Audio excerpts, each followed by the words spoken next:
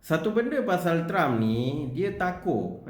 Trump always chicken out. It's very obvious. By now semua dah kena faham dah. Satu bila dia kata nak serang Iran apa semua, relax je lah. Sebab dia akan takut juga. Nampak? Trump umum gencatan senjata 2 minggu dengan Iran. Dan of course sebagai trader pelabur, saya buat duit lah. Okay, so waktu bond market tengah panas, Trump pula sangat-sangat agresif nak buat tu, nak buat ni kan. Dia create fear waktu tu masuk. Dan bila Trump buat U-turn, waktu tu saya jual. Okay, so boleh tengok lah macam mana saya buat taco trade.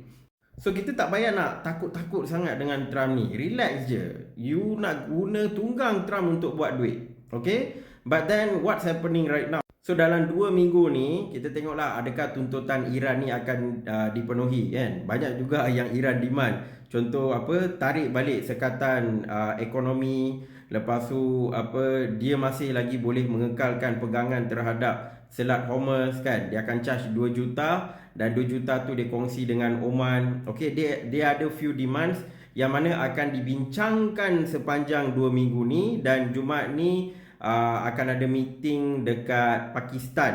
So ini bukan penamat, ini hanyalah gencatan senjata. Dan bila kita kena faham satu benda, musuh-musuh Islam macam US, Israel, diorang tak akan patuhi apa-apa perjanjian. Ini kita boleh reflect balik dengan perjanjian Hudaibiyah. Okay, musuh Islam akan sentiasa melanggar perjanjian. So based on that, kena prepare next taco trade. Bila dia buat U-turn, market akan berubah balik.